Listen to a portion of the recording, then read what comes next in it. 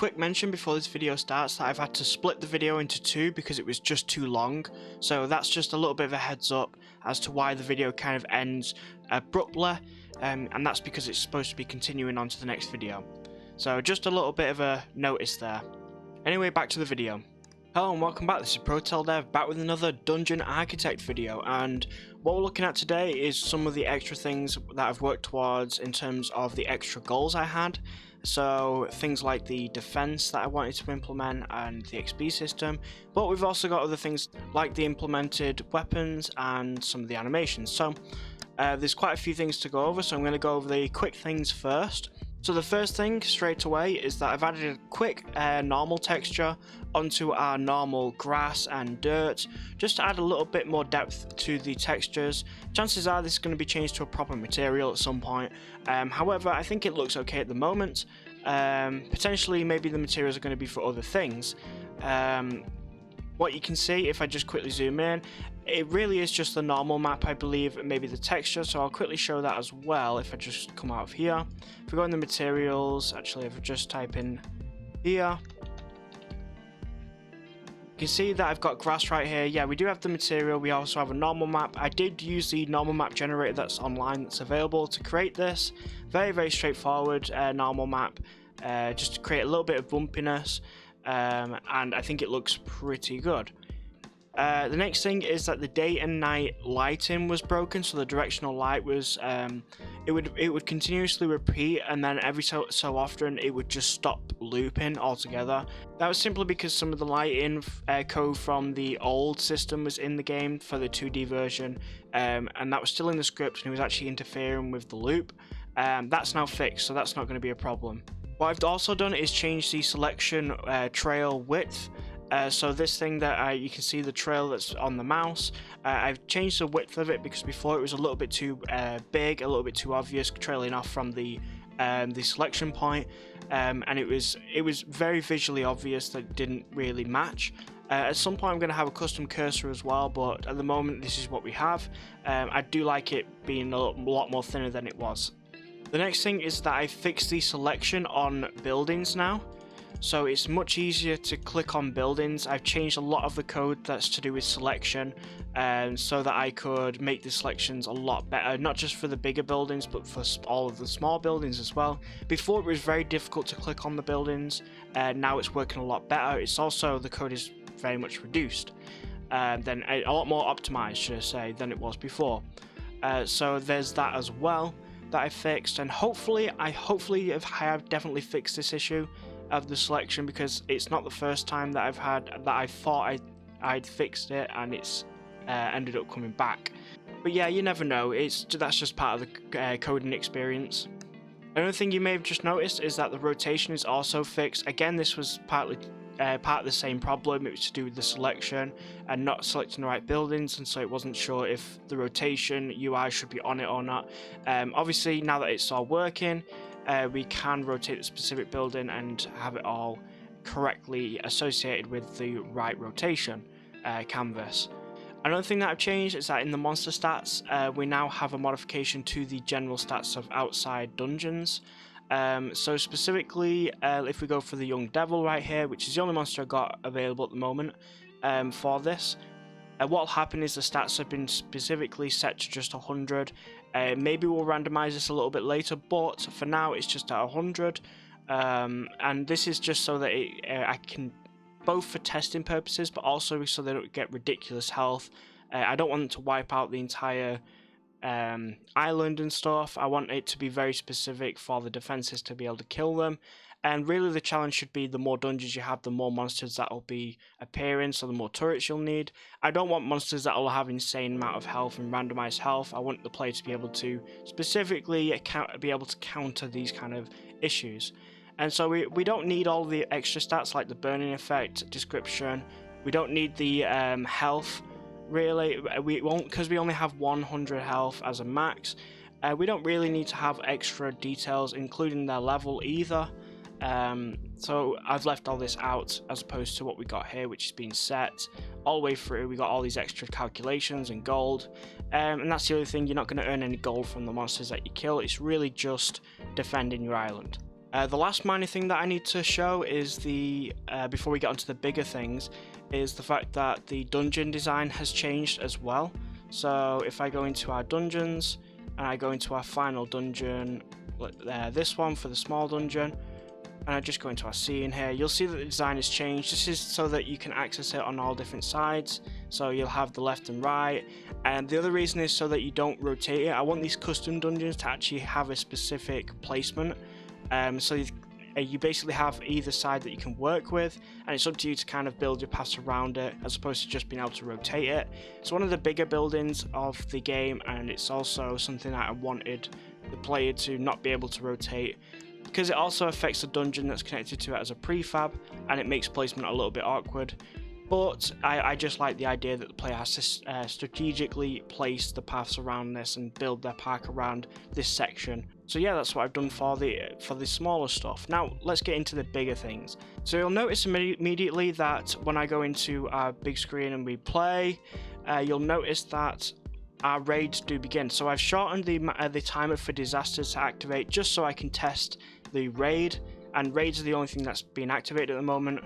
And you'll immediately see quite a lot of things that is happening. So if I just zoom in right here, and maybe we can just wait. In fact, I'll just bring these back round so we can earn a little bit of gold as well, just for the basics.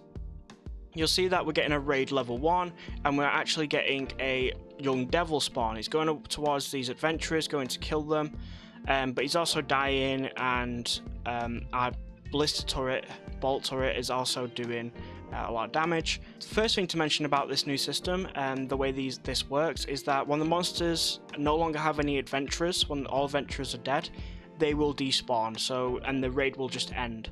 At the moment, I've set it so that the monsters, once they've killed a certain amount and once they're dead, because only one monster is being spawned, once it's dead, it will end the raid altogether. So once this dies, ends the raid. I've got that set up at the moment because there's not going to be multiple monsters spawning at the moment because the raid is so short.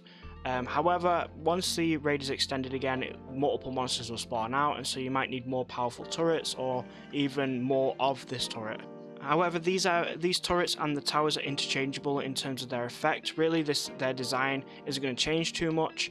I can change the colours and I can change the specific crossbow in here, but what you shoot can be changed, so it's really flexible with what I can use this with.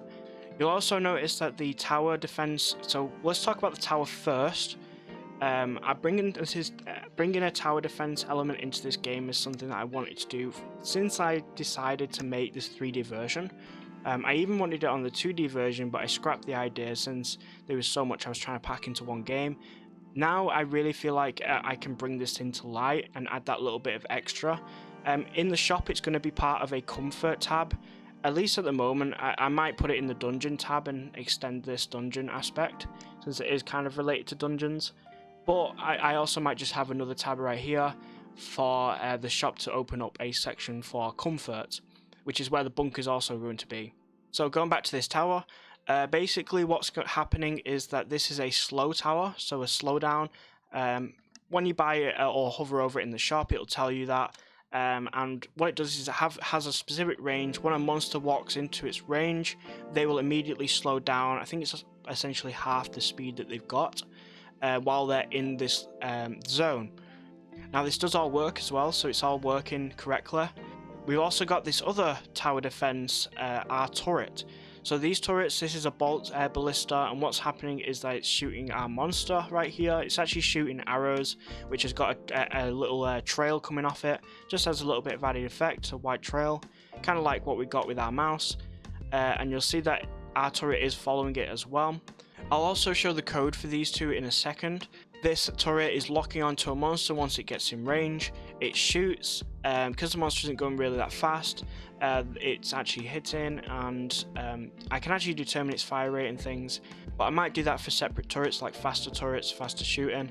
What we got right now is, I think, okay. Of course, then comes the next issue, which is how is the player supposed to be able to see the range of these towers and these turrets? So at first I decided that when you click the inspection button, when you get this grid, so if I quickly zoom out, you get this like grid system. I was wondering if maybe I should just do it for this grid and have it like show all the circles, but then I realized all of these colored circles would just look horrible if they were all activated at once. And so the next thing was to click on a tower, maybe have it selected like a building selection, and then click the icon, but then it feels like it's just too many extra steps. So what I've decided to do is, when you click on these towers, you will get a UI which hasn't been done yet, which will tell you all the information about it, like how efficient it is, how much it shoots by per second, maybe how much damage it does. It'll tell you all this information. Same with the towers, maybe show you how slow it is and whatnot, and its official range. And what you can also do is, when you've clicked on it, it'll actually show the range visually as well. So if I just angle up a bit, if I just zoom out a little bit right here, what we can do is we can actually click on these. So this has already been done. So when I click on them, you can actually see the range of the turrets. So I've added in this little circle here.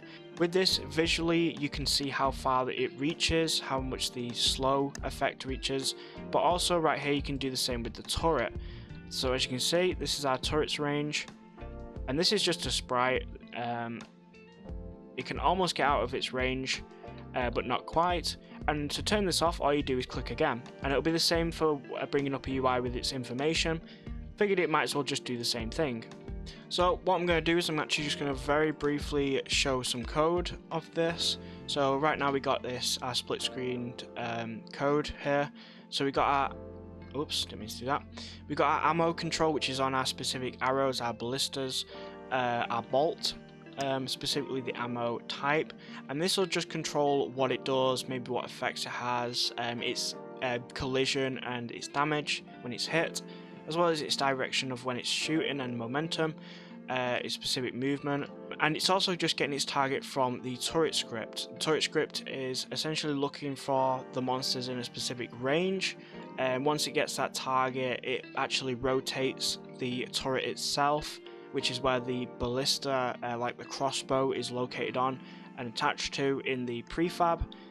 So it'll rotate that to the direction that it needs to face, and then how much it spawns the arrow. So it's a very simple code, very straightforward. There isn't actually too much to it. However, it did take a little while for me to work on, but I think it came out pretty good. Essentially, yeah, so we have the turret behavior. So if I go into our prefabs right here, we have our ballista bolt, which is our simple script right here. So it's speed and ammo, values that you can edit, how much damage it does, and then we have its other, which is in our comfort. And what we got right here is we got our tower, which these do have our building settings on, which have been edited. So our building settings have been changed just to include these two turrets, the tower and the turret, and this just determines if they should have a rotation, which they don't obviously need a rotation at the moment, but it determines their range circle as well. The reason we're disabling the rotation when we're activating our clicks on the turret and the tower is because we don't need to rotate them. They automatically rotate if they need to angle towards an enemy. All the towers are really just a ranged specific object. They don't need to be rotated there. It's identical on all sides, and so that's the reason we don't bother with the rotation, and we make sure that the range circle is only affected for these. Okay, so that is the defense part of it. This is really flexible. I can really add a lot more effects and things with it in the future. Next we have our NPC models that I've added into the game.